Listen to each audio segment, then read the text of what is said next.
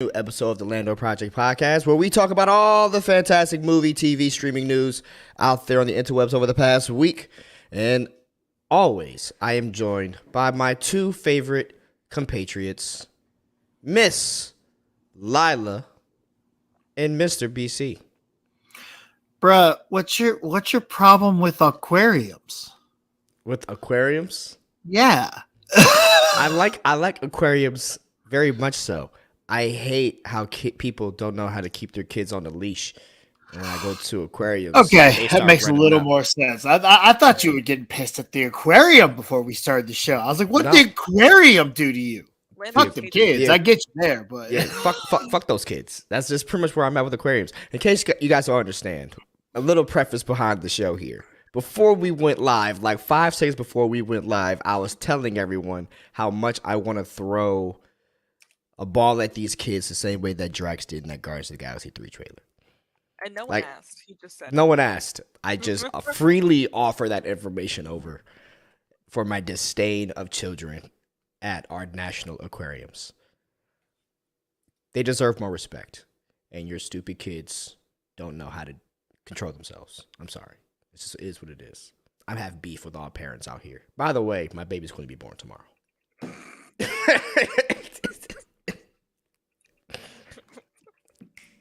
There we go.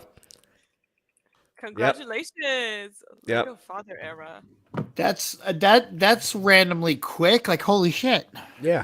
Oh, hey, yeah, by the way, kid's coming tomorrow. Kids coming tomorrow. Well, we're going to the hospital tomorrow. Figure out if we actually have LP3 showing up or if I'm going to be #GirlDad. Because we don't know yet. We don't know. So exciting. Did y'all purposely not be like, hey, let's not find out? Let's just personal choice. We did not want to find out. That we is wanted to be surprised. I don't know if I've ever actually known someone to actually do that. That's fucking awesome. Yeah, keep it. I've known people who wanted to, but then they're like, never mind. Nope. Our doctor. Honestly, the docs are real good about it. We told them up front, and they made sure to shred all the evidence. Wow. That's dope. Yeah, man. So with that being said, guys, if you are watching, this will be the last Lando Project Podcast episode for this month as I go on baby leave. And we're going to just take the month of December off from doing the Sunday episodes. But that does not mean that we will not be providing you guys quality entertainment. We will throughout the week be posting videos sporadically. I will still also be posting videos as just the long form 2 hours that we do this. Not going to be able to devote my time to.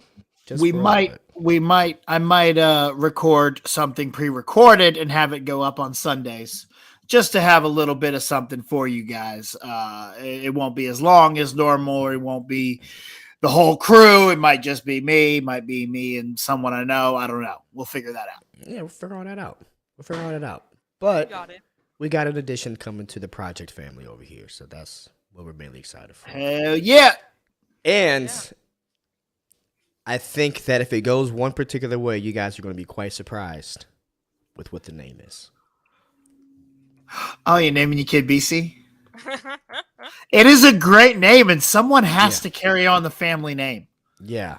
That could be for Lila to do. No, but she has all the time in the world. Okay, let me ask you this. Can I be the godfather? You should make him the godfather. No. God damn it. Here's why. No, you know what? No one will make me the godfather. It's really making me mad. I do a great godfather. I don't understand the disrespect. I got the chain. Come on, man. Lindsay's Jewish. Oh. Therefore, there's no godfather. I don't know what that has to do with the godfather, you know. Yes, it's not a Jewish tradition. They don't do that. That's why. It's not because we're not. It's more like Godfather and. Listen, I'll make you a deal you can't refuse. Make you an offer you can't refuse.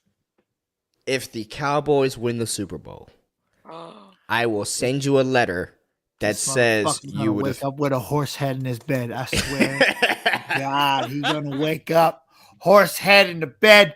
I'm gonna take this bitch. I'm gonna be like, hey, Lando, let's go on a trip. Let's go up to New York. Let's go. And we're gonna go up there, and I'm gonna say, hey, Lando, I bought you some new shoes. Check out these brand new Nike Cinder Blocks. Lace them up, and I'm gonna throw his son back in the Brooklyn River. She should have been an actor, if I can say so. Who, BC? Yeah. I actually wanted to when I was a kid, and then I realized I would never be able to remember lines. Oh, don't. So I was like, "Ooh, I don't want to do that anymore." BC has a hard enough time waking up for the Lando Project. I don't know. I don't know if like Captain America: First Avenger, he's waking up on time. No, yeah. I'm prima donna, bro. Like I'm Vin Diesel showing up whenever I want. I don't have the Rock work ethic. I got the Vin Diesel work ethic. When I'll be there when I'm ready. Yeah, it's like Wesley Snipes on Blade 3. Facts. Just out here wilding out. Well, guys, we are so glad you could be joining us. We got Lila back this week. Finally, I survived, guys. She's back. It's good to see you back. I know. I'm excited to be back. I was missing it. You know, she used up all of her PTO, guys. All of her PTO. She's up out of here. I probably did. But as I said, we have a lot to talk about this week. This week, guys, was pretty much the week of trailers. I don't know.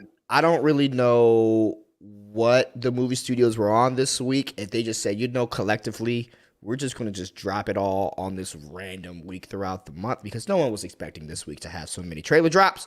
And yet we got all of the trailers. Just all.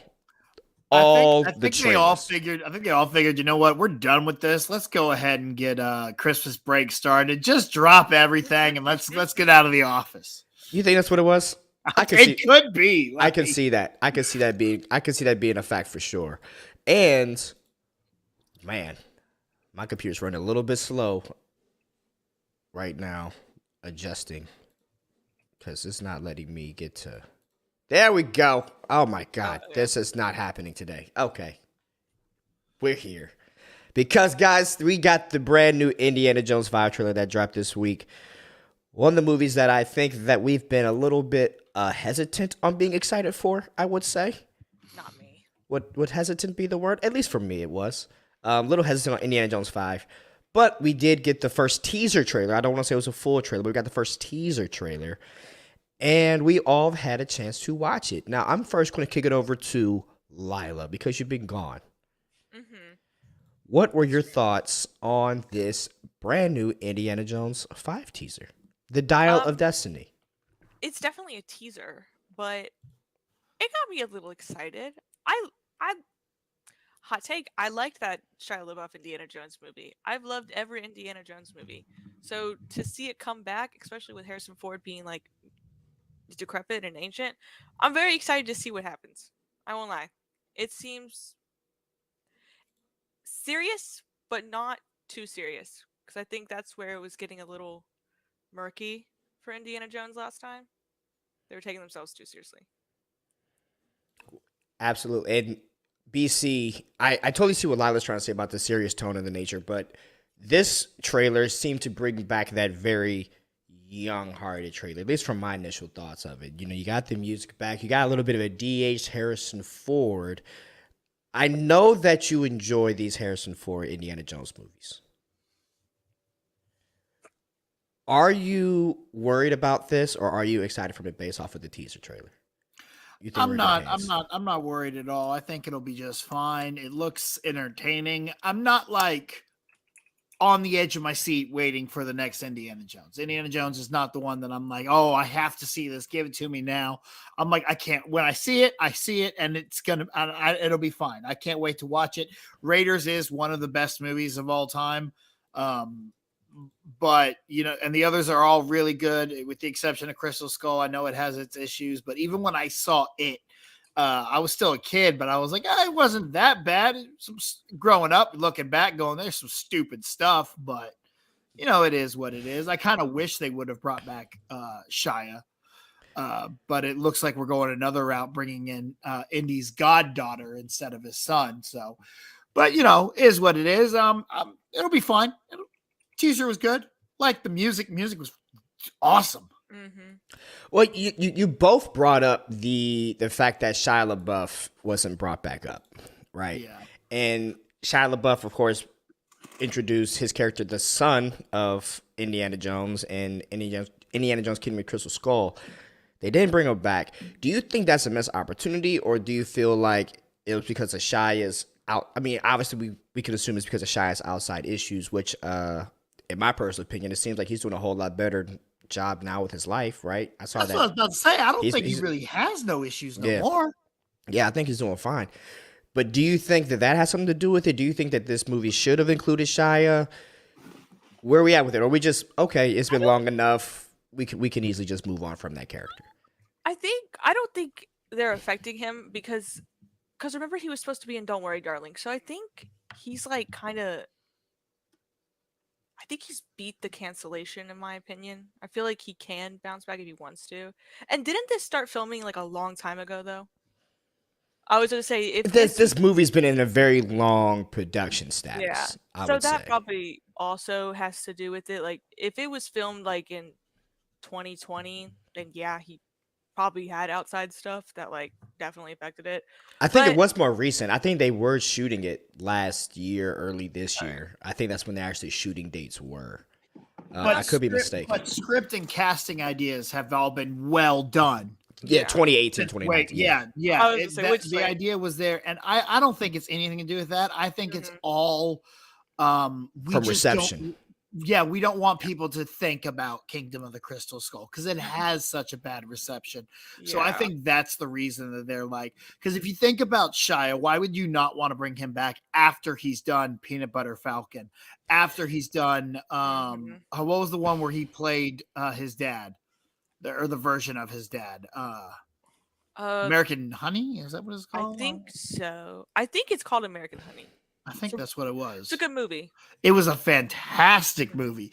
And then all the stuff with Don't Worry Darling, where they're like, oh, Shia was being a problem. And then we go, oh, wait, Shia wasn't the problem. Olivia Wilde was the problem. For once, Shia was not the problem. There. Yeah. And then he did the Punisher interview, which, went viral everywhere. And you're kind of just like, okay, yeah. So that does suck. I wish they would have brought him back because I'm such a huge fan of Shia. But at the same time, I am just, cool. We're going to get another adventure with Indiana Jones. And I hope this leads to something new with the property because it is a really good IP. And that's all I really care about is let's see some more. And it's always great to see Harrison Ford's grumpy ass up there doing stuff. Yeah. It was nice. Where he's just whipping and they all pull out guns. It's just, shit. That was nice to see. It was nice to see Harrison Ford. It is glad to see Harrison Ford actually enjoy a certain character because we all know he did not like Han Solo. He hated being Han Solo. But it seems like he has a good love for Indiana Jones. Now, BC, there's another trailer that dropped this week that I know you had the potential of being very, very excited for.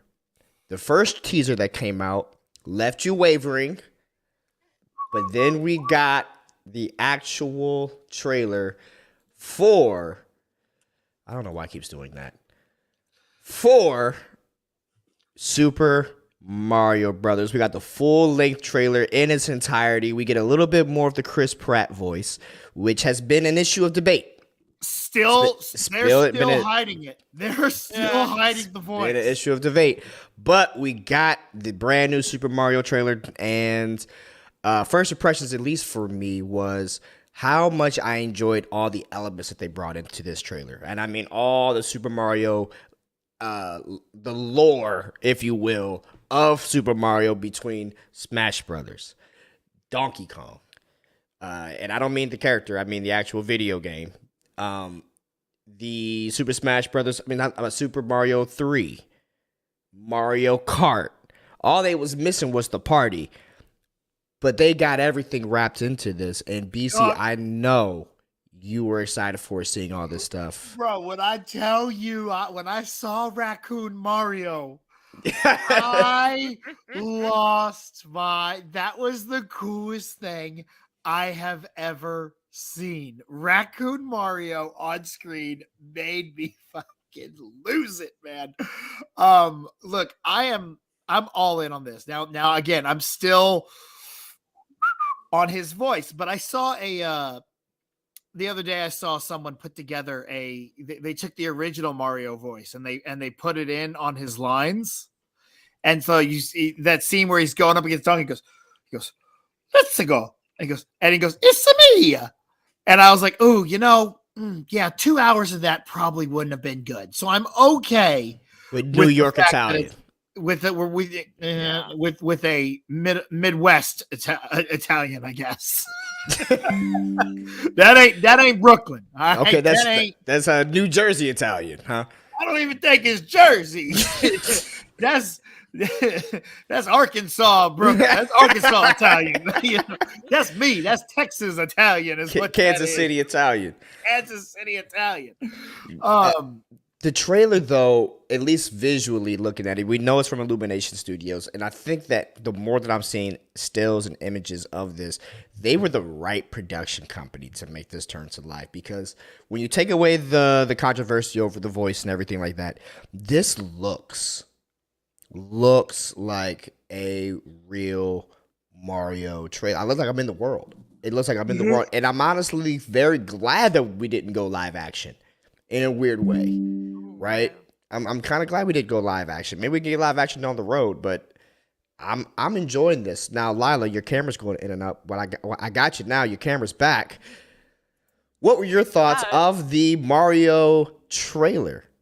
I'm bad. I didn't know it went out. I was making graphics, which I finished, by the way. But good. I was very, very happy about this trailer. I love the animation. The animation makes me, I don't know. I'm not old, but I felt so young looking at it. It's so bright and so fun looking. It makes me excited. I'm very excited to see it. Yeah.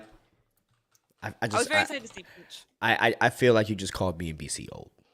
No. It's all that. Guys. Hold on. He ain't happy about that, you calling us old. My bad. I'm sorry. That's right, dog. That's my boy. That's my boy.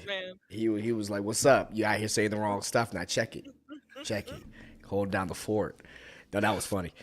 No, I mean this trailer really does leave me excited, and I guess that's the most important thing. That's what trailer's supposed to do. It's supposed to leave me excited. The first trailer, I was like, okay, I don't know.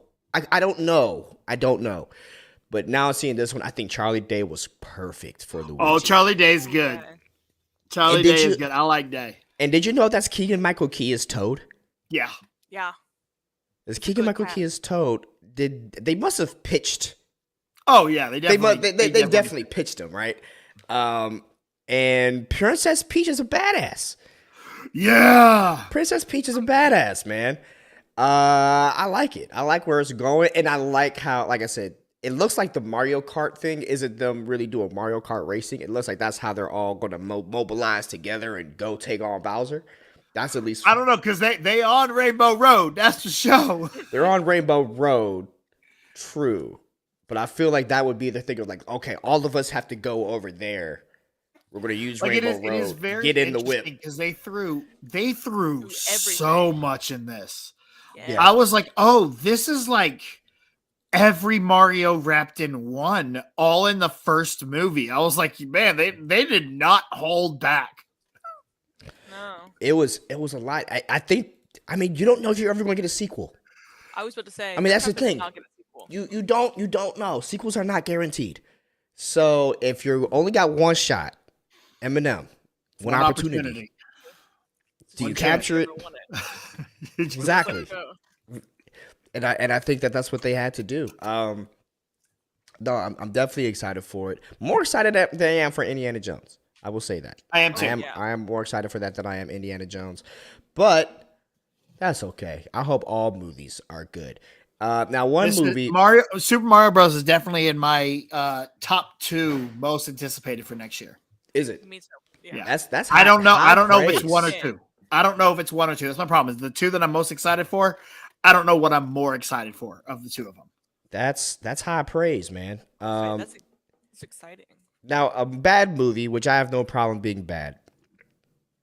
In this trailer, I think just surprised everyone. I don't even think anyone had this movie on their radar nor knew about it, but yet it was quite a euphoric moment. I will say that after leaving it, after finished watching the trailer, it did leave me with a little bit of a buzz myself. And that was, I hate this, for Cocaine Bear. That was for Cocaine Bear. Wow. Did you guys have a chance to watch Cocaine Bear? The trailer for this? Okay. The first thing I've noticed, the TikTok guy is in it. He is. I did. What TikTok guy? The IKEA employee. Mm-hmm. The one that's I don't know who that is. He's like, oh, your PTO request was denied. Then I guess I'm calling in sick. Me. Yeah, okay. That guy. He was the paramedic that I was like, that's the TikTok guy. That's cool. Yeah, good for him. This movie looks absolutely fucking insane. It's missing something. It's missing something? Yep. What's it missing? It needs Samuel L. Jackson. Yes. It needs Samuel L. Jackson. This is a snakes on the plane situation. Like, we needed Samuel L. Jackson in this because that would have just tied the whole universe to get Snakes on a Plane, Cocaine Bear, and we just keep going on more and more and more. And then Samuel L. Jackson becomes the guy that has to deal with the messed up animals. Like, I think that would be just hilarious. Like, this looks incredibly over the top, dumb and stupid. Like, I think that trailer was a little too long. It was a little long. I feel like the trailer was like, hey, here's the movie. Yeah. Yes. Well, if you notice the release date, it's coming right in the middle of February, which that's where we know that's where all the dumpster pile. Not anymore. It has changed. It is post Valentine's Day. It used to be anything in January and February were normally trash movies, but now we get some gems in January and February, and it's very interesting to see. So who knows? And I don't think people are putting this out going, this is going to be $1 billion. No, this is going to be oh my God, people love this movie because it is crazy dumb. Yeah. Yeah. Essentially, that's what it is. I mean, it looks utterly ridiculous. But it is based off of a true story, supposedly. Inspired by true events is loosely the term. Meaning a bear got cocaine once. Okay, that's the true part of it. Yeah. He probably didn't do it either. He just had it like in his cave. Well, I would not want that to be the case. I really just want to see the bears snort. From what I know is a bear did get a hold of a block of cocaine, ate it, and did kill a group of campers. Close enough for me. Oh, let's ride. Yeah, but I don't think he was doing lines and going on a cocaine rampage. Okay, sorry, I'm over here. My whole side just went down just now. But no, we are good. Yeah, that's great. It's good. So Cocaine Bear, we excited for this? It wouldn't be the last Lando project of the year without technical difficulties. We've been running way too flawlessly for the past few weeks. Hey, that is true. Because remember when we started and we were daily, you and me, and it was just technical difficulty after tech. I think we did about 17 shows that didn't ever actually get posted because there was no actual audio. Yeah, it was bad. We've grown and we've changed. We've get better. I think we've gotten better thanks to Lila. Guys. That's true. I'm not taking nothing away from that. That's a fact. It's called hard fact. Now, thank you. One of my favorite Marvel presentations this year was that Guardians of the Galaxy Christmas special. We talked about that in depth. Last week. I think it was top 3 Marvel products this year. It's up there. It's up there really high for me. So far, these presentations don't miss. They don't miss for me. And we was talking about when the special came out, how much it was just pretty much setting us up for Guardians of the Galaxy 3. So this week, though, surprising me. It was really surprising that we got a trailer this early, honestly. But we did get our first trailer for the new Guardians of the Galaxy movie. Guardians of the Galaxy 3 we got. And if I could just say, it looks like we're going to be taken on a roller coaster of emotions with this movie. This trailer showed us many things. It showed us how they're out here. They got new uniforms, as you can see. They got more of the old school comic book accurate Star-Lord uniform, but for the whole team, for the Ravagers now. Gamora back in the issue here. I guess she's working with the Ravagers, but with a different team of Ravagers. But we also got our very first look of two very important characters, and that was Adam Warlock and the High Evolutionary, played by the brother from Peacemaker. I can't remember his name. That's dope as hell. I was happy to see that. Yeah. So BC, we got the trailer this week. What were your thoughts of the trailer? Does it leave up to the hype? Are you excited? Are you sad? What have you? I'm not gonna lie to you. I'm a little okay. That looked good. I'm excited for it. I think it's going to be very good. But I think because of Guardians 2 was a little bit of a letdown to me. It's honestly in the bottom tier of Marvel films, if you ask me. Okay. But I don't agree with you. But yeah, okay. I know. But I just Guardians isn't one of the Marvel ones. And when the first one came out, I was like, all right, whatever, we'll go see this. And then I saw it and I was in love with it. Second one, I was super hyped for, kind of a letdown. The holiday special, I was like, all right, it'll be on. I can't wait to watch it. Watched it and it was fantastic. This one I see and I'm like, all right, it's going to be good. I can't wait to see it. I can't wait to get back into the Marvel universe with this one too. So hopefully it like the holiday special in the first one kind of blow my mind. And I think this is going to be really good. I'm hesitant to say Rocket's going to die because everyone is saying Rocket's going to die. And I think it's a little obvious. Right. So I don't know if he does, but I don't know if you could kill anyone else and have an emotional effect. I think Rocket's the only one you can kill and give us an emotional effect. Maybe Mantis, but I don't think they would kill Mantis. I was thinking they're going to kill Mantis. Well, you think? Yeah, because of Go ahead. Sorry. Okay. Because there's like a theory that once you get like revealed as like siblings, you're gonna die. That's how it works in Marvel. So that's what I'm thinking they're gonna do. And also, she's like, I hate to say it because I love Mantis, but she's like kind of disposable, but she would hurt. Yeah. So but the only ones that would hurt would be her and Rocket. Like if you kill Groot, well, you've killed him before. That. We've already gotten past that. If you kill Drax, it's like, well, he's going to go finally be with his family. If you kill Star-Lord, it's like, well, he deserved it because he got people snapped away. If you kill Gamora, it's like, well, we don't really care about this Gamora. Nebula can have an effect. Yeah. But still not as strong as Rocket or Mantis. Not at all. No. Well, BC, the way that you kind of broke it down was exactly what I was going to say. One, you already kind of killed Groot. You already killed Gamora. So those two dying, unless you want to double down on the Groot death, that would just seem a little bit hateful. Damn.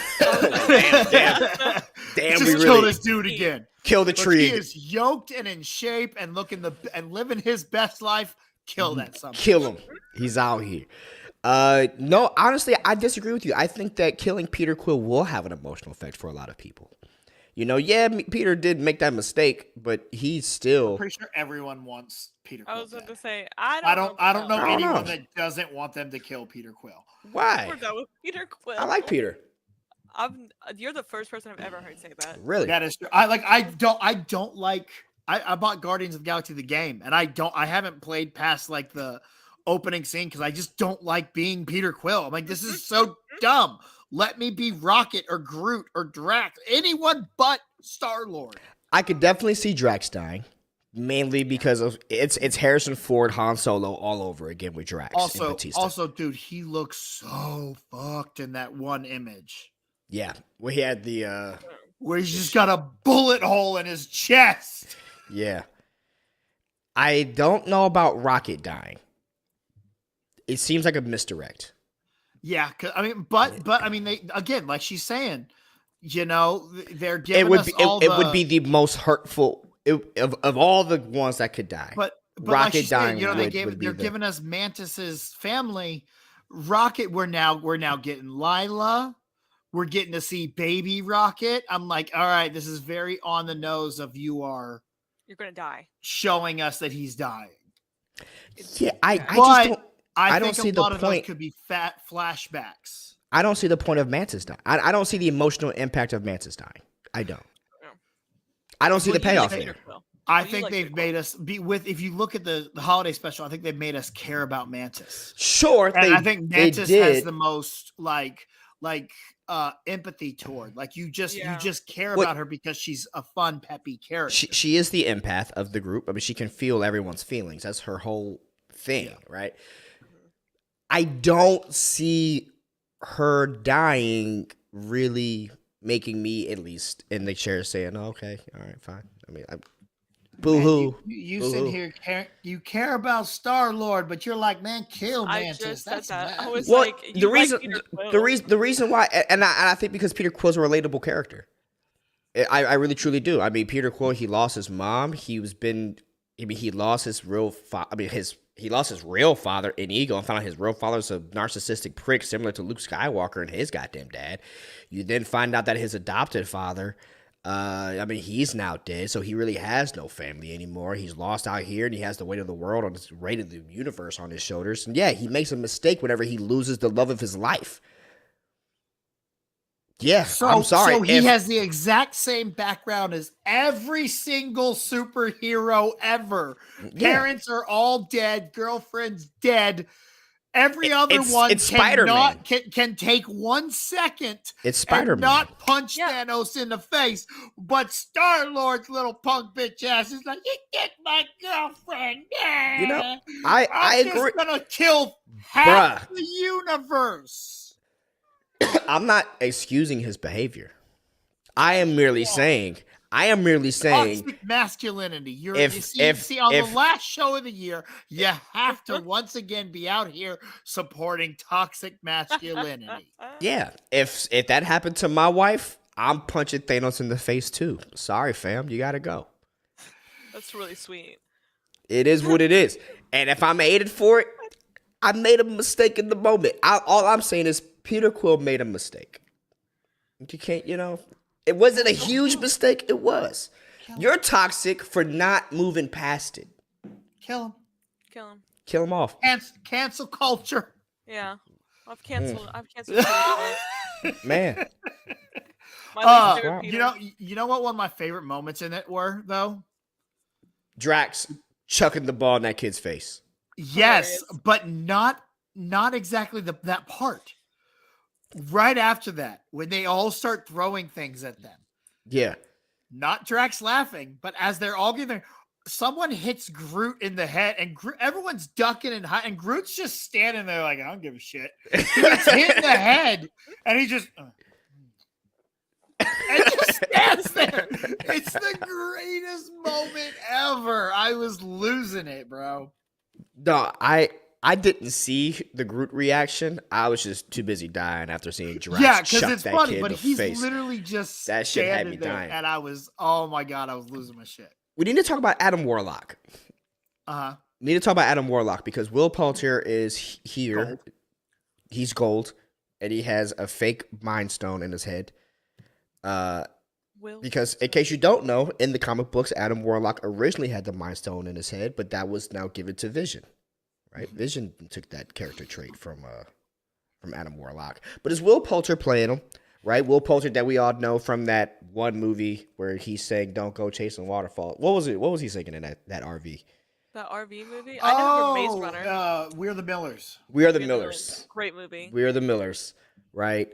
But he got jacked, similar to Swole Groot. Him and Swole Groot were in the gym. Will Poulter's been in the gym. And he's playing Adam Warlock, the character that was first kind of hinted at from the Sovereign in Guardians of the Galaxy 2. Right? Him, and also we got the guy from Peacemaker. I don't know his name as a high evolutionary. Morn. Butterfree, right? Butterfly Morn. Yeah, Butterfly Morn. And then we got Will Poulter as, I guess they're going to be the antagonists of this. I like the way they look in this. Me too. I like the way that the villains are, because we all know you need a good villain for some of these movies. Some of these movies are carried by the villains. I think that we're in a good place here. I'm really curious on what the High Evolutionary is going to do, because that's the whole point of the High Evolutionary, is that he like takes these organisms and he readjusts their DNA, not DNA, but like the way they look, similar to like where Rocket is all messed up. You see Lila, Rocket's sister. I think it's looking like they were both being worked on at the same time. I think they were prisoners together. Yeah. Okay. In the comics, I think they're like actually like a couple in the comics or something like that. I think so. Yes, too. I've seen that. Okay.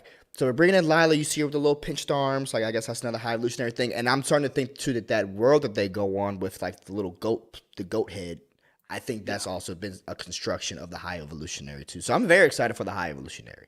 I really am. He's really one of those deep cut comic characters. It's interesting. I think this is going to tie in a lot to Guardians 2. And I bet the High Evolutionary has something to do with Aisha. Mm-hmm. I bet he probably gave her the cocoon or whatever it was that helped make Adam Warlock, because the girl that played her she's credit. If you watch the credits of the trailer, her name comes up in the credits. So does Sylvester Stallone. So does Sylvester Stallone. So we know both of them are in the movie. Tulsa King. Oh my God, Tulsa King is so good. So good, dude. I love it so much. So good. It's so good. It's Sylvester Stallone. Cheers, bro. Cheers. X. But yeah, go ahead. I'm sorry. I mean that's about it. It's just, because I wanted to just bring up that both of them were in the credits. So I'm thinking the High Evolutionary is probably tied into Rocket's history, as well as. Oh, I'm 100%. That's 100% that they're tied in. Yeah. That's 100% at least for me, and I'm guessing the Adam Warlock character is going to be going after the Guardians. So if you don't think Rocket's going to die, so who is your pick to die? You think it's going to be Mantis? I honestly hope no one dies. I hope we all get to sail off into the sunset. I hope that happens too. I won't lie. I don't want to see anyone. Actually, no, I do. I kind of want Drax to sacrifice himself so he can go see his family. That'd be a good one. I feel like they would do that. Because that is the way to kind of send him off into the sunset. All he wants to do is be with his family again. It'd be a tasteful way to end a character too.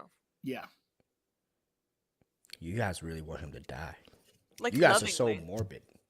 You guys are so morbid. This is what it is. Okay. Well.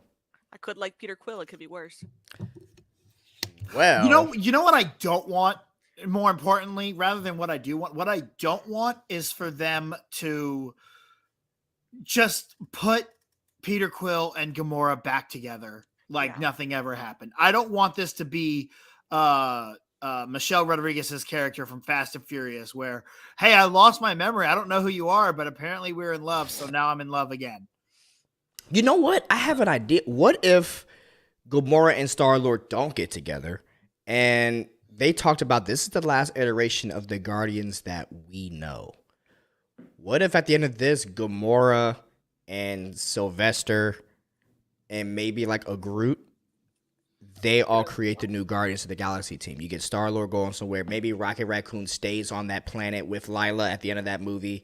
Mm-hmm. Drax possibly sacrificed himself, and you're left with Gamora and Sylvester Stallone's character and that Ravager team. Maybe you send Kraglin over there too, and that's your new Guardians team moving forward. It could be. I wouldn't mind that. Yeah. Or do you? That's all I care about is I don't want them to just out of nowhere be like, okay, just put them back together. In love, so I guess I'm still in love with you. No, that'll bother me. I don't want you saying this stuff when it comes to Zendaya and Peter in Spider-Man 4. They better stay apart. I agree. I hope they stay apart. Damn, we lost Lila. She's Hold out on. Well, I'm the same way. I hope they don't end up together in Spider-Man 4. In Spider-Man either. No. What about Spider-Man like 5, 6, 7? Honestly, I would actually go so far as be like, you know what? I kind of hope neither of them are in the next Spider-Man movie. How you not have Tom Holland? No. I want Tom Holland. I don't want Jacob Bertrand or Zendaya. Oh, okay. You confused me. I was like, how do you not have? I was like, where's Spider-Man then? I was like, where's Spider-Man? No, I do want Tom Holland in it. I think it would be great to see him having to go do something with Daredevil without them. Yeah. And maybe we introduce a Millie Aycock as Gwen Stacy. I would love to see that. Ray. Let's ride, Ray. Have I told y'all ever since House of Dragons ended, every Sunday night I turn on another episode. I'm watching Game of Thrones in order. Are you? So every want to do that. Sunday night I turn on the next episode. Flaming Dragon. I'm like, it's not the same. It needs. I need Game of Thrones on Sundays. Well, we didn't get any new House of Dragons, but we did get some Beasts last week, as Transformers: Rise of the Beast trailer also dropped. We went from Optimus Prime to Optimus Primal. The meeting of the two. Oh. That's his name, Lila, is Optimus Primal. Oh, I thought you made that up. I was like, ooh, no. Bars. That would have been dope, though. I should have just kept that one to the chest. But now we got Optimus Primal and Optimus Prime. Rise of the Beast. The Beast Wars are starting, BC. It did always bother me that it was Optimus Primal and then Megatron. like yeah. Megatron didn't get no special name. He's just Megatron. But we're gonna talk about Megatron a little bit. Yeah, because he ain't in this trailer. Because he's not in this trailer at all. Okay, we're back in the world Transformers, right? We had a very well-received Bumblebee movie a few years ago. I think a lot of people turned their heads a little bit at the Transformers movies.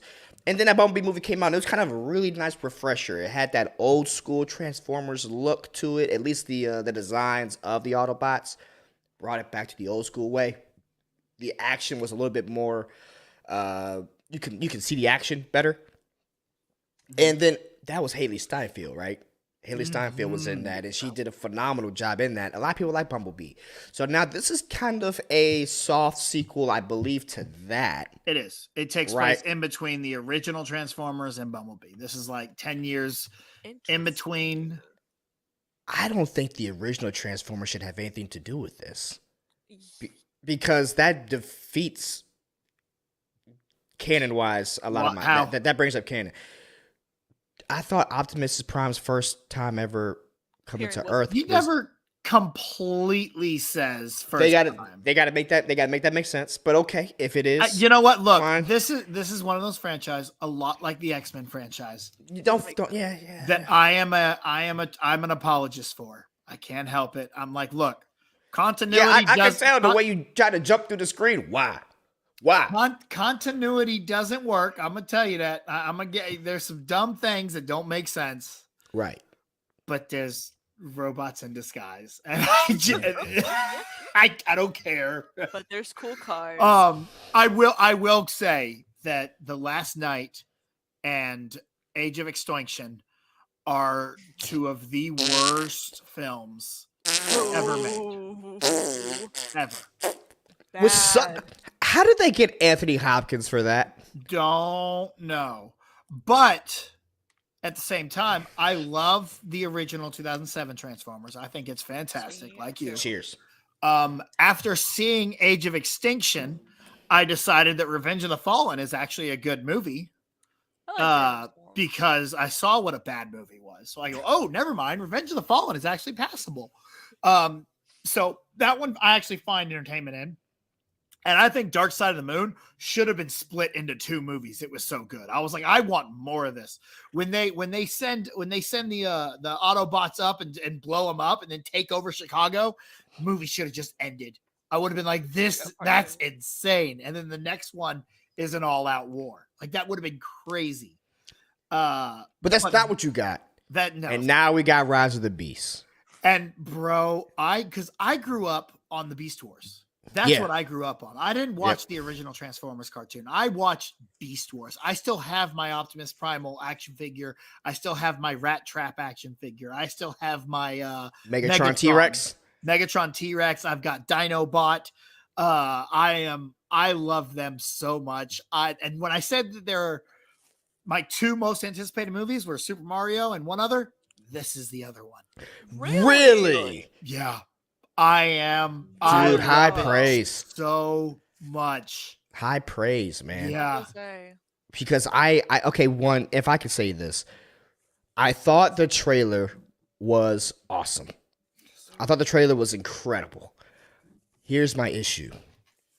All of the Transformers trailers have been good. Are awesome. Yeah. Insane. They all are. There's not one bad Transformers trailer. They're all top notch. Shout out to the trailer cutting studio. Here's what I'll shout out to that. Shout out to the editors. But hold on. This trailer got me hooked. Mm-hmm. And now I gotta go watch this movie. And I'm going into this movie with just blind enthusiasm. And I know this is how you shoot me down, Transformers. Hasbro, this is how you hurt me. You got me so excited for this movie. I'm so excited. The CGI looks great. Mm-hmm. Optimus Primal looks great. The voices are back.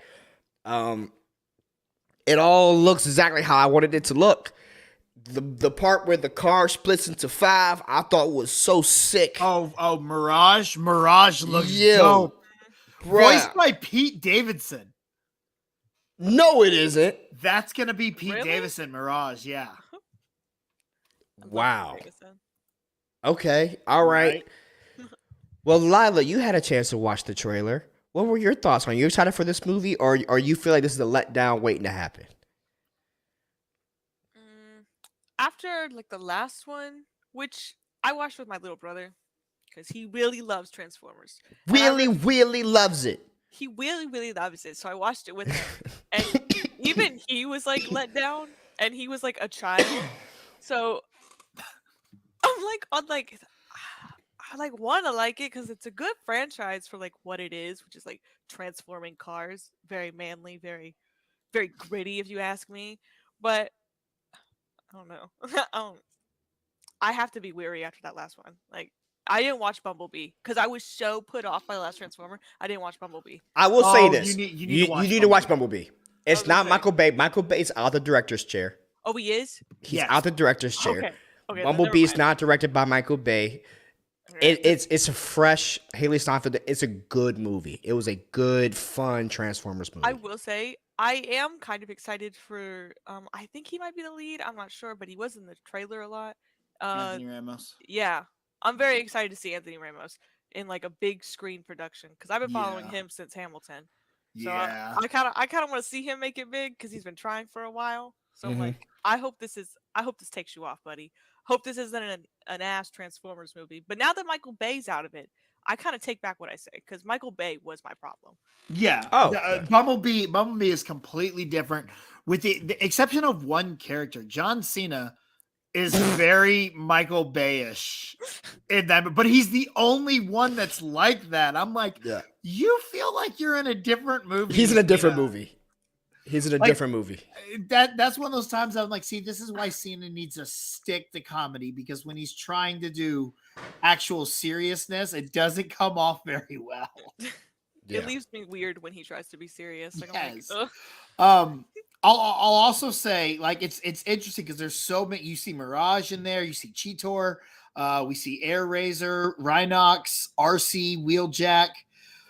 There's only 3 Terracons in it. And there's a lot of Maximals and Autobots.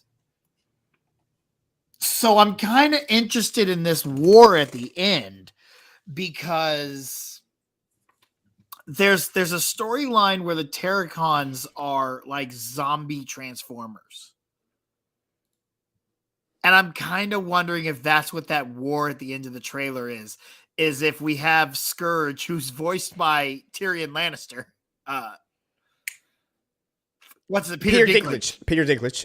But if Scourge, Nightbird, and Battletrap are just raising a zombie army, and that's what they're going after. Is that that's the premise? I don't know. Oh, that is a storyline where the Terracons, what they were like a zombie. Because in this, we're gonna have the Maximals, the Autobots, and Terracons. All right, we're not having the actual Predacons, which were the Beast Wars enemies. Like that, we're not having Megatron and Scorponok and them, but we are going to have the Terracons, which is Scourge, Battletrap, and Nightbird. God, what name? But there's also a comic where the Terracons were a zombie robots. Wow, that's dope. And so, well, the only thing that worries me about it, I'm like, okay, are these going to be just, hey, we have to shut off one of them and they'll all shut down, kind of thing, like a lot of movies do. Yeah. But which is fine, it's a trope we sometimes have to do. But at least it doesn't look like Age of Extinction and Last Night, where you don't know what's going on in the battle. You saw that battle scene and you could make out what was going on. Yeah, that's the biggest issue I think a lot of people have with some of these is the action is just unfollowable. And once again, going back to Indiana Jones, I wish they'd bring back Shia LaBeouf. I wish we'd go back to the future, back on time, and bring back Sam Witwicky. That's I just not pieced that he was in both of those franchises. Well, I mean, they did kill off Sam Witwicky. They killed the character off. Allegedly. Off camera? There's a line in one of them where someone Anthony Hopkins says it. It's true. Yeah. Is it Hopkins that says it? Yeah. He says the order of Witwickens. Yeah, like he's there's someone's like, I'm the last of the Witwickies or something. Yeah. Yeah, there's a line like that. So, but maybe Sam's off in witness protection. We don't know. Maybe he changed his name. Maybe he died. Maybe he died. But maybe he sacrifices himself against a high evolutionary. I also Peter and Drax. And against going with my feel of my X-Men apologist, I get kind of a Days of Future Past vibe from this too, though. Where Optimus Primal's like, hey, dude, this is going to be the biggest thing you've faced in the past and future of all your stuff. He has that line in there. He's like, of all your I don't want time travel no more, man. But that's what the Beast Wars were. The Beast Wars I get it. Sent back in time. I get it, but like, name a movie in the past 6 months that Godfather. That ain't got time travel. Name a movie. Cocaine Bear. You don't know. You don't know, man. Don't know. I know. I just feel like time travel has just been a trope in movies lately that I'm kind of getting exhausted with. Yeah. And it would be kind of cool to kind of pump the brakes. Now, granted, if this is a fundamental storyline for the Beast Wars, then we have to go with that, right? But maybe later. I don't know. I guess everything is time travel. Multiverse. But it's like a Days of Future Past situation where it's like it is a sequel, but we're setting up a new future. You know what I'm saying? So now they're they can possibly no longer abide by it's Terminator 5. I get you. Why would you do that? That's what we're supposed to do. Fandom respectively. Yeah, this works sometimes. That was so disrespectful. I was saying, set them up. Well, guys, listen. That was a week of trailers. I'm already sad enough because there's no Rat Trap or Dinobot. Man, you'll be fine. These names. So listen, as I said earlier this episode. As I said earlier this episode, this is going to be the last project that we got for this year. So one thing that we wanted to do was kind of just do a kind of a real quick yearly rewind. We're going to look back at some of our favorite movies and television and streaming shows. And also we're going to take a look back at some of our disappointments. Now, I asked the group around to let me know what those were. And, you will see who was up to the challenge and who was not. But we're going to get into what I like to call our Favorite and worst movie, TV, streaming shows in 2022. Title still up in the air. But Lila, there's my graphic. We got your graphic here. We got your graphic here. Okay. Okay, so I didn't go see Pearl or X because BC, I'm waiting for BC, pump the brakes, bro. I was going to pass it to Lila to talk about her list first. Before you just start jumping on her. I was going to before you jump on her list. I was going to ask her a question about her list. Well, hold on. Let me fucking finish. No, BC. So Lila, BC, stop it. See Pearl or X BC, because I was waiting for the third one. What are your thoughts on that? On the fact that they got basically a whole trilogy within a year. Which is really good. I wouldn't be opposed to doing that, but also I would not take back watching these movies. Yeah. These are great. These X and Pearl, I liked that they were so close together. Phenomenal. I personally liked X better than Pearl, but that's just because Jenna Ortega? Yeah. Yeah. She was in it. She did phenomenal. Okay. That movie, X, was life-changing. Pearl was good. X, I don't know. There was something different in X. I'm excited to see it. I really am. They are on my list of I cannot wait for this third one so I can watch all of them. They're so good. They're great horror movies. And I usually, female-led horror can either be, is honestly majority kind of miss. These, I think it redefined the genre. I'll be very honest. I hold these to a very high standard. Okay. And the next one, I just recently watched this, All Quiet on the Western Front. Incredible war movie. I'm kind of iffy on some war movies. I love this one. I don't know what it was, horrifically gutting and tragic, but beautiful. It was beautifully shot. And I can't remember the man who plays this man, the main character, but he's an incredible actor. He's famous in the British scene, in my opinion. I think he's bigger in Britain. But I believe this movie was based off of a movie done in 1931. It's about World War I and the propaganda around World War I. Incredible. It's absolutely, you'll be very sad after watching it, but it's a beautiful movie. That's how you want to feel after a movie. You're gonna be so sad when this is over. It is horrifically sad, but it's also so beautifully shot that I had to throw it out there. I had to mention it. The Batman. I don't have to say anything else. That was the one of two movies I saw in theaters, and that was an incredible experience in theaters with my mom beside me, who knew nothing about Batman, but great. Incredible experience. I was kind of on edge about Zoe Kravitz because hot take, don't think she's that great of an actress. I think she's beautiful. I think she's kind of a not that great of an actress. Okay. But she did phenomenal in this movie. I thought she did incredible with Robert Pattinson. I loved the Riddler. I loved the Penguin. I loved the direction this was going in. I'm kind of happy that it's not connected completely because my friend told me it was, and I was like, that's gonna kill my whole vibe. I don't want to see Robert Pattinson next to Aquaman. I just don't want to see that. And then of course the finale, Nope. Incredible. I love every Jordan Peele movie. I'll be honest. I'm a Jordan Peele kind of gal. And I love Steven Yeun.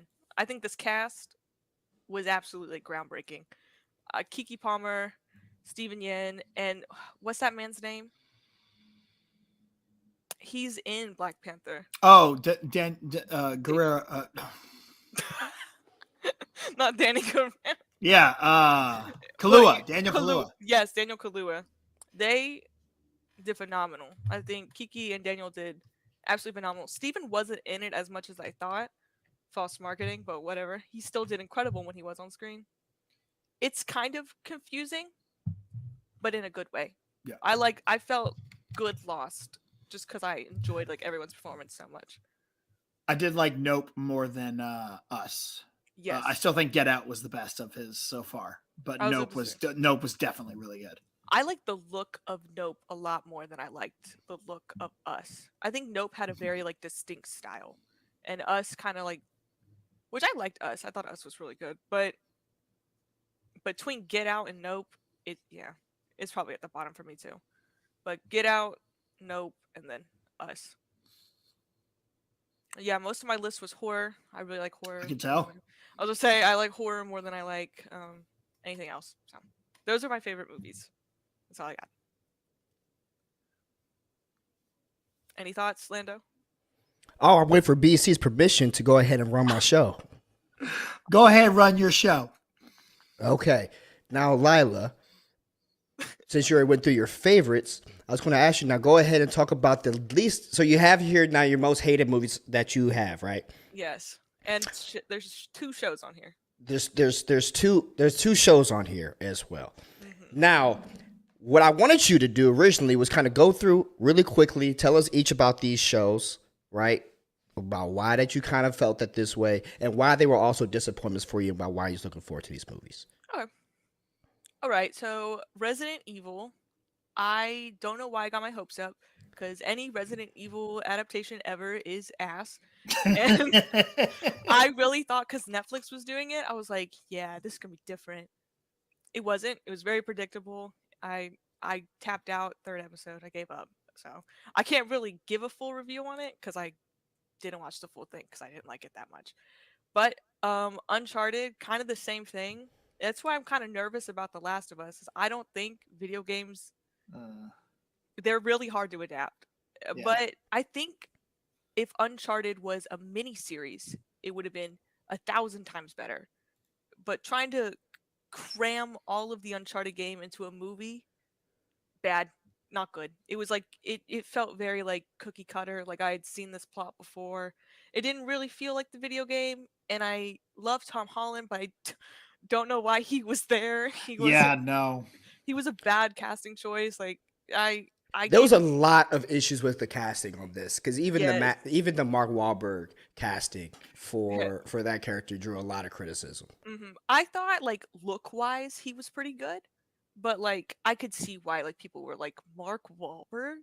I personally was like... If it wasn't Uncharted, I think it would have worked. Yes, I said this to my film professor because we both, like, talked a lot of shit on this movie.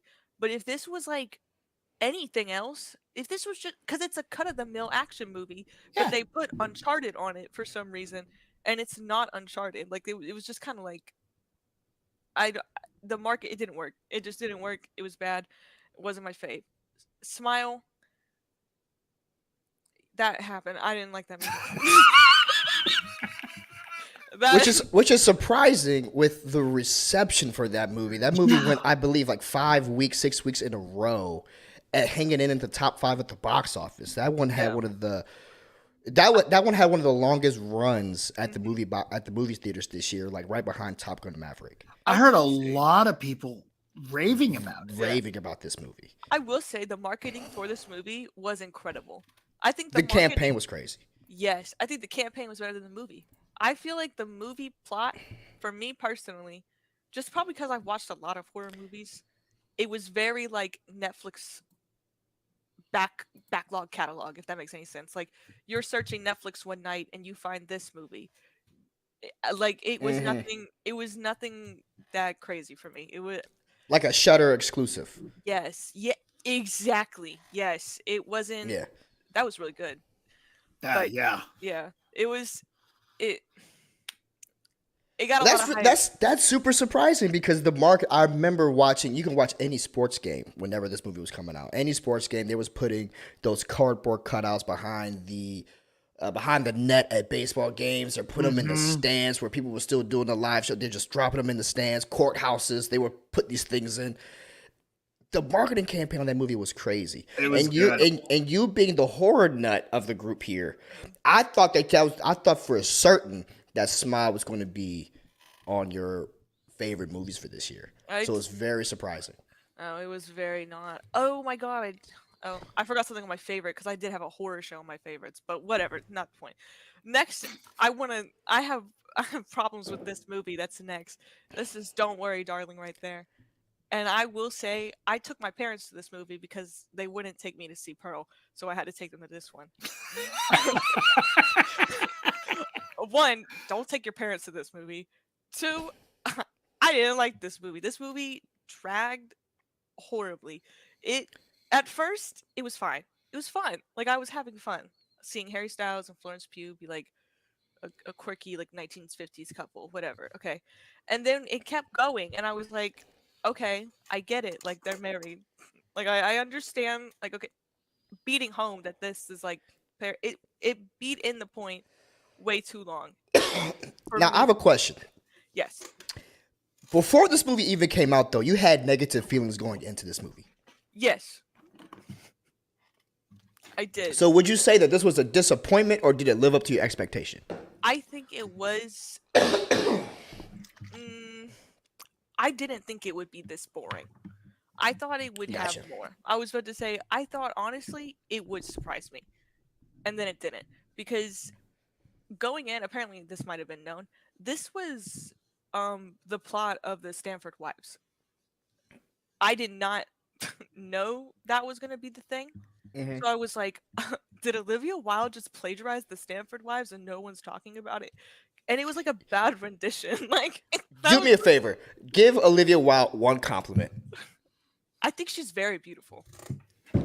Damn, too easy. Set the bar too low. Okay. I was like, she's a beautiful woman. But too low. Yeah. But and then like right at the end, it was the end was bad. Even my dad was like, that was a bad end. And for my dad to be like critical and be like, that movie was bad. Your movie's ass. Like, I can't he also had like no idea what was going on, and just don't take your parents to this movie. Also, there was a lot of like there was too many scenes of Harry Styles eating her out. Like, and that's coming from me. I loved Harry Styles. What? Yes, there were so many. I need to watch this movie. Like one time, okay, that's saucy, that's fun. A second time, okay, like I guess for plot. Like 4 times? Okay, who has a crush on Harry Styles on set? Like that was enough for me. Olivia Wilde, the director. Obviously, I was about to say because it was a lot. Like that was too much. And then we have The Northman. It was a good movie. Don't get me wrong. I've just had to like accept that I'm not into these kind of movies because this falls in the same category as like The Witch, and I tried so hard to like The Witch because I thought The Witch was like beautifully done. Mm-hmm. It's so boring. It's so dull. It's so boring to me. And this movie has the same exact problem. I'm like, this is so beautiful. The acting is incredible. The writing is spot on. Like, the man who writes these movies, because this man wrote The Witch, he is very historically accurate with, like, his scripts. I don't care. This was very dull. And then it got, like, really metaphorical and, like, trippy, and I hate when movies do that. I'm like, okay, I get it. Like, you could do CGI. Stop.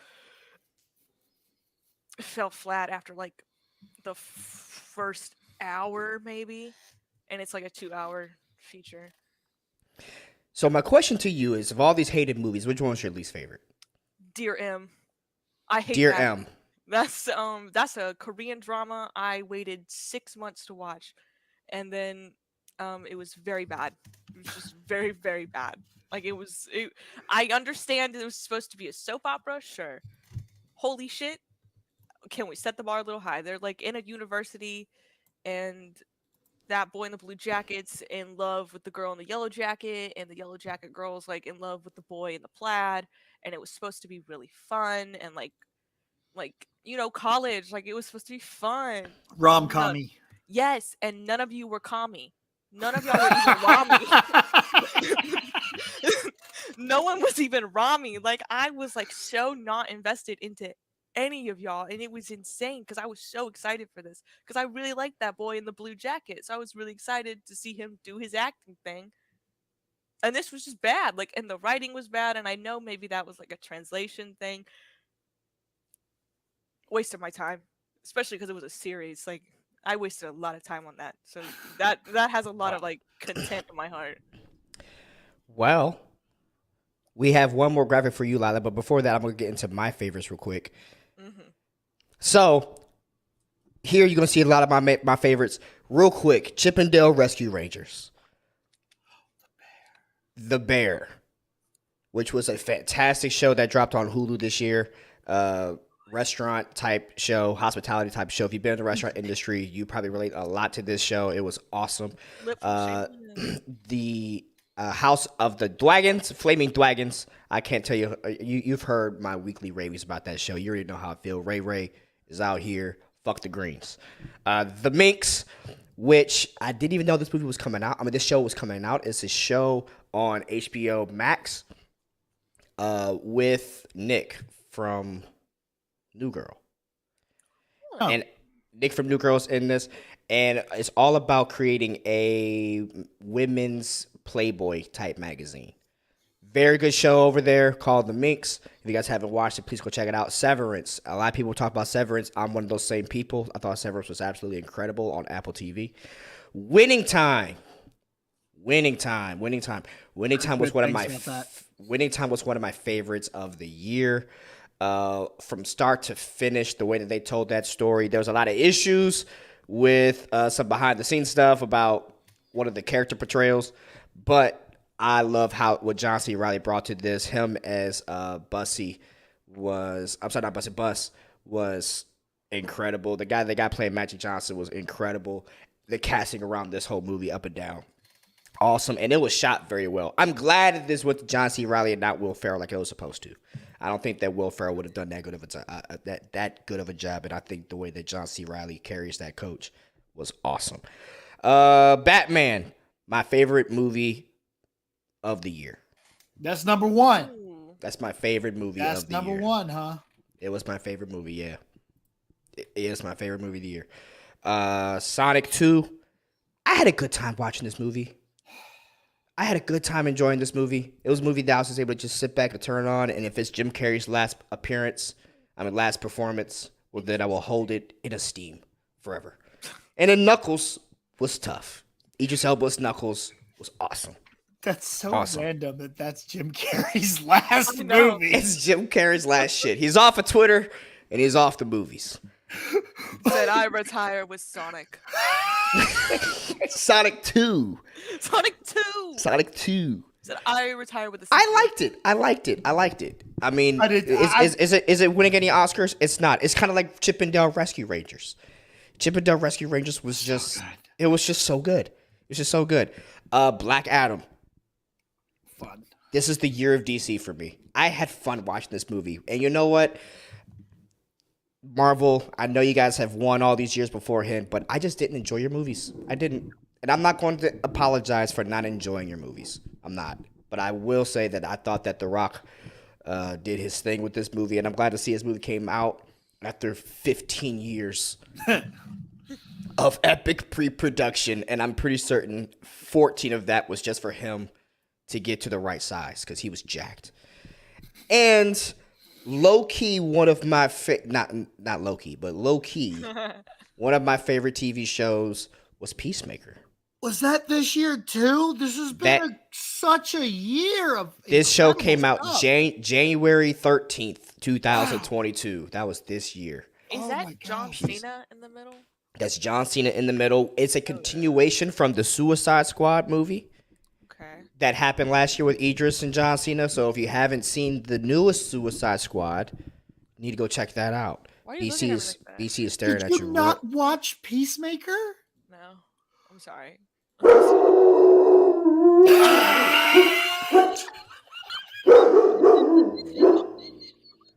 Hey. On point. Oh, he was so mad. That was wild. He was so upset. That was wild. He's so upset. How'd you piss my dog off? He was like, what the fuck? How have you? I was Peacemaker for Halloween. Really? My dog is what flipping. Happened to our bet? Didn't we have a bet about me doing the dance? Yeah, that's if the Cowboys lose. The next game, right? The next game. Next Philly game. Okay. The next Philly game. I was like, wait a minute. I know I filmed that. Now, Lila, you had a few more favors I want to get to real quick. Try to make it go by quick though. So you have your last bit of favorites for your TV shows. I do. Okay, so Stranger Things season 4. I love Stranger Things. I think it is a phenomenal. I think it set Netflix off. I think it's flawless everything it does. It can't do any wrong for me. I'm sorry. And I loved Jamie Jamie whatever his name is. His performance was incredible as Vecna. He's a phenomenal actor. Wednesday, I don't have to say anything. We already know how we all feel about Wednesday. Great, fun little. BC, have you finished Wednesday? No, I've still only watched the first episode. I'm gonna get to it, but I'm in Christmas mode right now, so I'm watching Christmas movies. Sorry, I understand. Just make sure the Rocky's on there. Rocky 4. Wednesday, great. We all know she's so Rocky fun. 4 is a Christmas movie. I know, but I don't like Rocky 4. Blasphemy! I think it's overrated. Fuck out of here. Okay, Wednesday. Rocky 3. Incredible. Okay, All of Us Are Dead. Also really incredible. What is that? It is like a I'm really big into survival horror and like apocalypses and all that. So this is a Korean show. It's in Korean, so you would have to watch with subs or like dub, but I prefer subs. Dub sounds stupid. Dub sounds really stupid, especially with this show because this is like a horror show. So the screams when it's like dubbed is it's absolutely like hilarious because I would not recommend this show if you can't really handle gore because it's pretty intense score wise, but it was a great show. Great drama, great angst, great horror, a lot of body horror, which again, if you can't handle that, like don't, because there's one scene where like a guy gets his eye ripped out. Like it's a lot, but it's good. It's like a good zombie. It gives me like 20. What was that movie? Like 28 Hours. You know those movies, those zombies. It gives that. Those are 28 like days later. And 28 days later. Thank you. I was gonna say those kind of zombies. Are I thought you was talking about the James Franco 36 Hours. Oh, I was like, there's zombies in that? I missed the zombies. There's zombies in that biopic? Yeah. That's crazy. And then, but yeah, that's a great show. I'm waiting for season 2. It's a great, like, if you watch Alice in Borderland, it kind of follows, like, that kind of genre. Great show. But House of the Dragon filled a void that I had for Game of Thrones. I will say it was a bit kind of disappointing, but not disappointing enough for me to be like, boo. But I will say the pacing had a lot of issues looking back. I was ignoring it because I was really happy that it was happening. But now that I'm looking back, I'm like, damn, that sucks. Like, that was kind of bad writing. Or the CGI kind of blew sometimes too. Because I rewatched that scene where Rhaenyra and Christian Cole are on the boat. They are not on the boat. Like, like I was like, oh, this seems pathetic. Oh my god. I think they spent all their budget on the dragons. Oh, 100%. On that one scene where the big mug is in the background. Yeah, yes. That's it. That's where the whole budget went. That's where it all went because those people are not on that boat. Like, the boat they are not on a boat. No, I was like, this was in a studio. Like this. That's funny.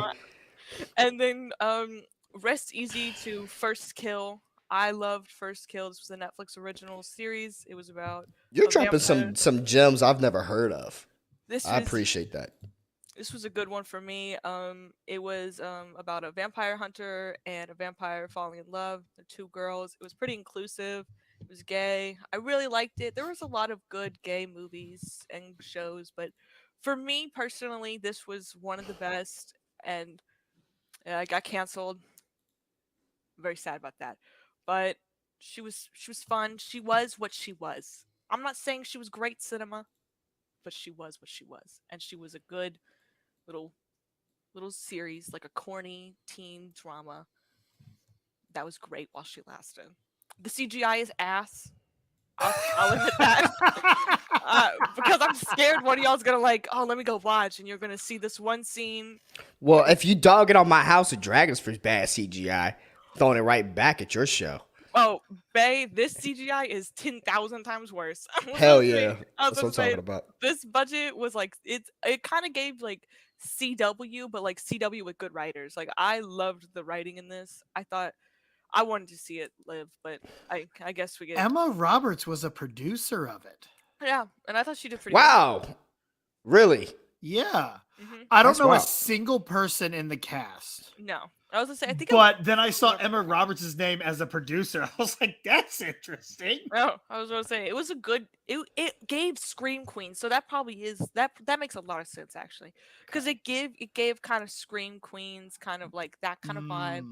Okay. Not that much with the corniness in the script, in my opinion. I thought Scream Queens was kind of corny. Oh, it was so corny. I was gonna say, but like people like that. People enjoy that. It wasn't that corny, but it was definitely on the corny scale. Just looking at the graphics real quick, I just realized we left one TV show out, and I wanted to say it real fast.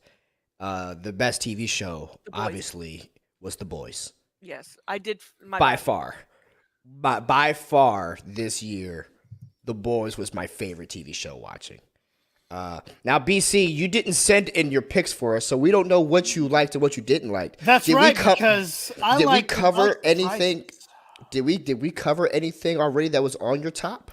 You did. I would definitely, because I think you're right with the DC really killed it this year. Because Black Adam is probably my favorite movie I saw this year. Wow, that's your number one. It's not the best. It is not the best. It's your favorite. It's my favorite. I had the most fun watching this, and we had it on again. I got it streaming the other day, and I was watching, and I was like, God, this really is a fun movie, despite how much I hate this little kid and hope he would die. Kid was annoying. Yes. But other than that, I'd echo all y'all's sentiments on Stranger Things, Peacemaker, the Batman, Chip and Dale. All those were great. I loved every single one of them. There's a bunch that I missed. Like I missed Sonic 2. I didn't get a chance to see it, and I still haven't. I keep meaning to watch it. I didn't see The Weird. I didn't see The Woman King. I didn't see Don't Worry, Darling. I didn't see Smile. So there's a lot that I missed, and I also missed Everywhere All at Once. Everywhere All at Once, and that was the one that kept showing up on everyone's list, and I failed. What was the Nick Cage movie? Oh, the Unbearable Weight. The Unbearable Weight of Massive Talent. I didn't see that one. I did enjoy Wakanda Forever. I think Wakanda Forever is one of the best movies that were made this year, but it was kind of heavy, but it was still fun. Yeah. League of Super Pets, we didn't talk about. I loved League of Super Pets. I really enjoyed it. It was so much fun. I really enjoyed that. That was a good time. Prey.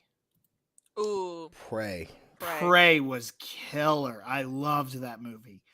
The Guardians, we all loved the Guardians holiday special. Werewolf by Night was pretty good as well. Cobra Kai, I loved Cobra Kai this year. This season. Oh, I forgot about Cobra Kai. This season was good. I am absolutely loving Tulsa King. It's good. Tulsa King is probably one of my favorite things of this year. But my all-time favorite thing I watched this year, Jersey Shore, man. This year was one of the best seasons of Jersey Shore. The drama was on point. They haven't had drama like that in a few seasons. So this was really fun to see. I 100% expected you to say Jersey Shore because I was going to come in here. I genuinely was going to come in here and say The Challenge. As one of your favorites? It's one of my favorites. The way that you love Jersey Shore, my reality show thing that I like, The Challenge. Everyone's raving about this season of The Challenge. I haven't watched it, but they're loving it. It's good, man. It's good.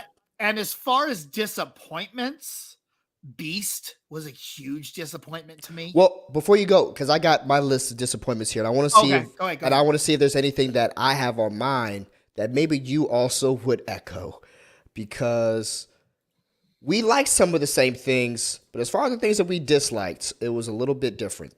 We all can guess one thing that's going to. Oh, God damn it! We can all guess one wound that's about to be reopened right now. Yeah. As soon as I can get the image to work real quick. This graphic is now wanting to play nice. All right, so real quick, before I get to the obvious, I'm going to say Samaritan. Okay, so we're raving about Tulsa King right now. Sylvester Stallone had a superhero movie that came out earlier called Samaritan. I was looking forward to it, and I should not have. I should have known exactly what it was. It was what I thought it was. I had when you have like medium bar expectations, but then when you watch it, you just want it to get better. Yeah. That's where I felt with it, and I ended up pretty disappointed. Multiverse of Madness. Multiverse of Madness just left me disappointed. If you guys watch my ranking of the Marvel movies, I had it at number 4 for Phase 4. And I stand by what I said. I expected this one to be my number 1 favorite Marvel Phase 4 movie. So when it drops that far down, I have to put it as something that I was really disappointed. Really disappointed with it. Disenchanted. Is that Disenchanted? Yeah. I can't see. Disenchanted. Disenchanted. I loved Enchanted. Guilty pleasure of mine. I love it. I can't help it. And this new Disenchanted, it just felt a little hokey. Yeah. It felt super low budget. Yeah. Extremely low budget. It was like a straight to DVD, but it got put in the movie theaters. Yeah. In my opinion. And it sucks because, and honestly, if I could say shout out to some actor or actress performance, it is Cyclops, James Marsden. I love James Marsden in this. Yeah. He showed up. He was doing his job. Everything else didn't care about whatsoever. Which really sucked because I really wanted to like it. Moon Knight. Yeah. Oscar. Moon Knight, I have to put it on this list, even though I think Oscar Isaac delivered one of his greatest performances. But when I tell you that Moon Knight was a show that I was going around trying to get people hyped for, like, yo, my boy, I'm trying to tell you, Moon Knight's going to change the game. Oh, no. That was so bad.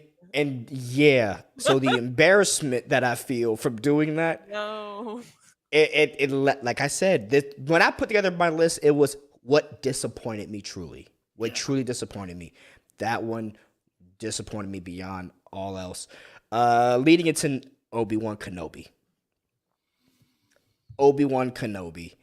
My excitement to hear that we was going to get Ewan McGregor back and Hayden Christensen back, and they was going to come back into these characters, and it was going to take me back to my childhood. And this is the show that I got. I don't hate it. I'm not saying I hate this show. I think that this show is average. But I left very disappointed from what I got. And like I said, disappointment is disappointment. She-Hulk. Disappointment. I was disappointed off of She-Hulk. Did not for a comedy, I never laughed except for the first 2 episodes. And then I thought the last episode was okay. And I thought the 8 episodes in the middle were total garbage. Well, not 8. That might have been an over-exaggeration. But the 4 or 5 episodes in the middle of that show, total garbage. Didn't like this show whatsoever. And it's one of my least favorite Marvel products that they've made. Which leads me into the movie that is just every day reaching closer and closer to my worst Marvel movie that I think I've ever watched, which used to go to Thor: The Dark World. Thor: Love and Thunder. He can't catch a break. Thor: Love and Thunder. I don't like this movie, and I would say that I hate this movie. It's crazy because I feel the same. The longer it goes, the more days I go, oh, you know, that really wasn't right. I start because I try to defend it, and I'm like, I don't know how to. I was like, oh, this is like funny, guys, and then I was like, no, this is like bad, guys. I wanted to like it so bad, and then I was like, this is like really hokey. This is like a lot. This was a bit much for a Marvel film. And then Marvel jokes to me already are kind of like, all right, I'm not here to giggle, guys. Like, I'm here to watch like people kick ass. Let's tone down the jokes. For a whole movie of it, it really truly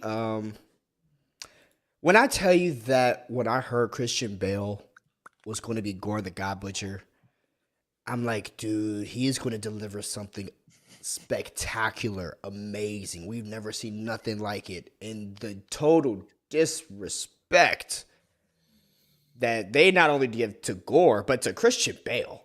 Yeah. I don't even know if Christian Bale even watched this movie. I wouldn't. And if you haven't, buddy, yo, Mr. Bale, don't. They didn't use you right. I like Jane a whole lot more in this, but all in all, it was a dud. It was dead on arrival. Yes. I mean, it was Russell Crowe was Zeus, and then they brought Hercules at the end. They tried to do a lot of good shit. It just fell flat. It was dead for me. It was like someone stabbed it when I heard the name Love and Thunder. I was like, oh no. I love that name. I was like, oh, something bad. I like the name. I genuinely like the name. I knew it was gonna get hokey because I was like, oh no, like this is gonna be like, and it was Takiti. What's his name? Taika. I'm so sorry. Taika Waititi. There, I was like, where did I get Takiti from? Taika. He did a really good job. Who is a fantastic director, by the way. Yes, I was just like, he's a phenomenal director. He's insanely talented. So that was why. Jojo Rabbit. Incredible movie. It's incredible. The last Thor was incredible too. So I was like, this is gonna be good. He went full Taika. I think we only need half Taika.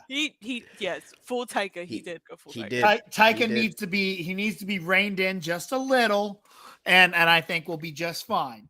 But yeah, I gotta agree with you. That one's definitely in my disappointments. So BC, you see my list. Anything that you agree with, anything that you disagree with? I think that we disagree a lot on She-Hulk. You really enjoyed that. Yes, but seeing She-Hulk reminded me in my favorite things this year, Miss Marvel. Yeah. Right. Yeah, you know what? And I did that wrong. I should have put Miss Marvel on my favorites. I totally forgot that. I forgot it was this year. And you know what else I forgot was this year? Bel Air. And I loved Bel Air. Really?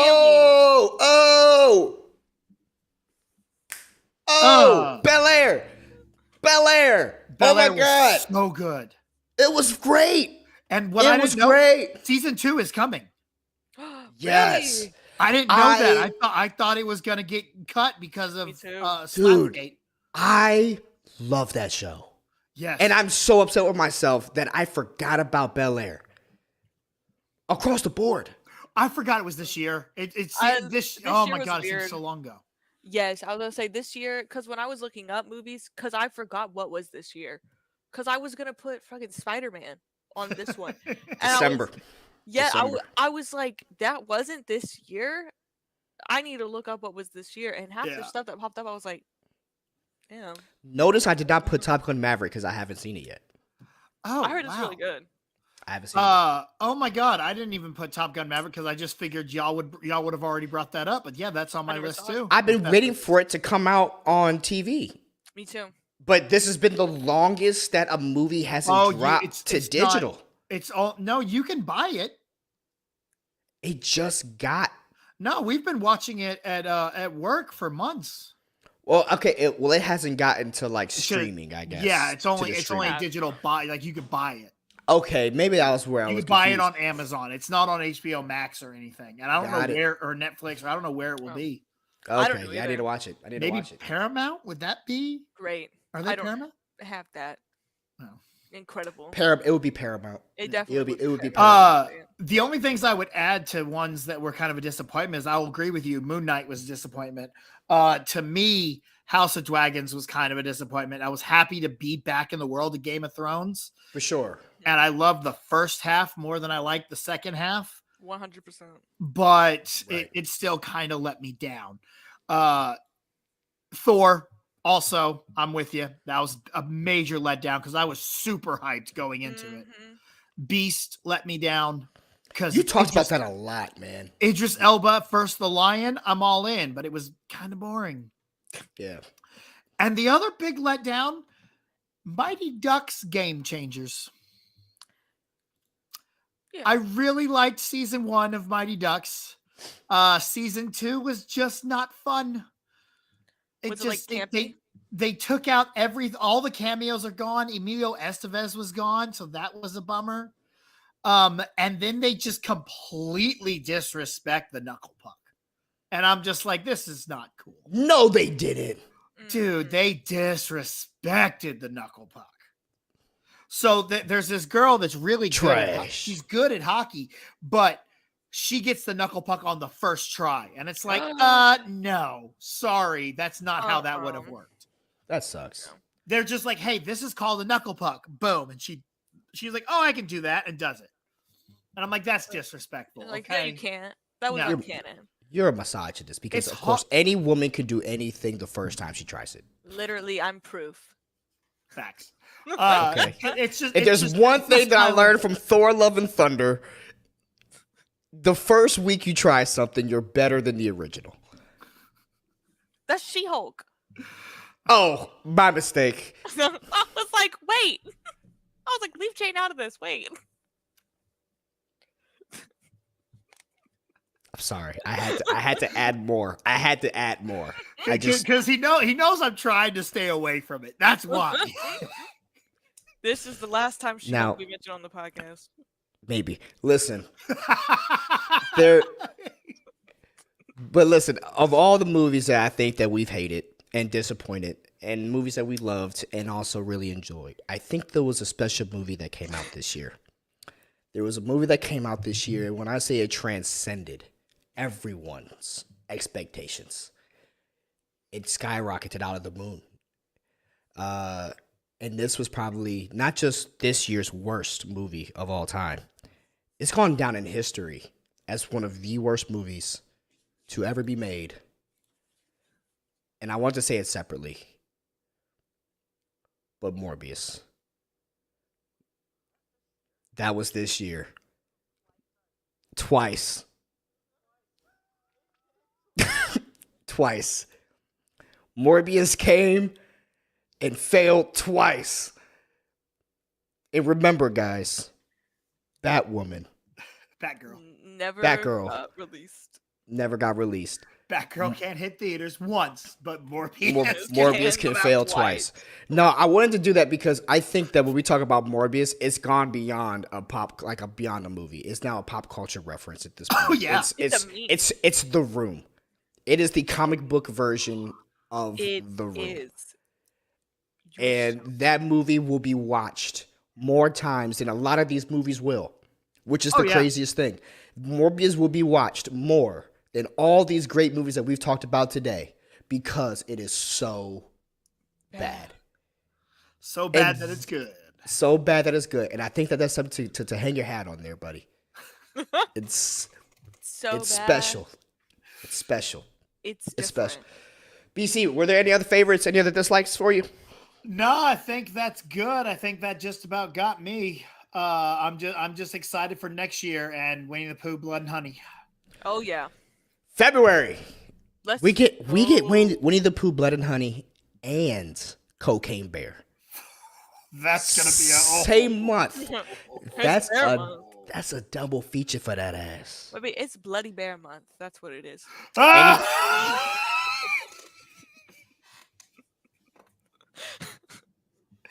That's a good one. And with that, that's how you win the season. That's how you win the season. Guys, I want to just say something real quick. I want to appreciate everyone who's been joining and watching us on these shows for the past few weeks, these past few months, as we have made a lot of changes over here on the Lando Project. As you can see, we went from not really being a thing and having the old Gucci First stuff and bringing in BC and bringing in Lila, bringing in the squad over here, changing everything up. I just want to personally say thank you to all of you guys out there. You guys have been such a tremendous inspiration for all of us. We like doing these things. We are comic book fans, movie fans, TV fans, and nothing makes us happier, even though BC tends to cut me off sometimes. I love talking movies with this guy, and I'm so glad that he's with me on this journey. But for all the new subscribers, for all the new people that are following us, people that's commenting on our Rewind Recast, which BC is crushing right now, the ranking list, the reactions, we're not going to stop. 2023 is going to be even bigger, even better than it was for this year. And I just really want to say thank you to all the fans out there. That was just my little shout out to that. And like I said, once again, to these two, to Lila and to BC, you guys are a part of this, what makes it tick. So for one last time, Lila, where can people find you out there on the interwebs? You can find me at Lilability with 2 Y's on Instagram and TikTok, and Lila's on Twitter. I'm also on Upwork and Fiverr if you want to hire me. But don't give her too much work. Yeah. God damn. She still has things to do over here. And the big dog himself, Mr. B to the C. Number one, thank you for bringing me on here, man, Lando. I really do appreciate this. Is between this, just being able to sit here and talk with you guys is probably really therapeutic to me. And I really do appreciate being a part of this team and being able to come on here and just kind of hang out with you guys every week. It really helps me keep my spirits up. So I do appreciate being here. I appreciate everyone that's been watching. Find me on all the social medias at The Grind Calls, TikTok, Twitter, and the Instagrams, especially over on the Hive, where I have like 6 followers. The app hasn't worked all week long, but I gotta do my obligatory truth now. Find me over on Truth. Oh yeah, the Truth app. Lila, I got added on to Truth. What the fuck is Truth? That's the Trump one. That's the Trump social. That's the Trump Twitter. That's the Trump Twitter. I talked about it last week. I did it as a gag like 10 months ago just to see, because I heard there was like a waiting list. I want to see how many people was on this waiting list. I got in because we out here talking all the misogyny, all the toxic masculinity, all the She-Hulk hate. We started up over here because I am the Hulk King.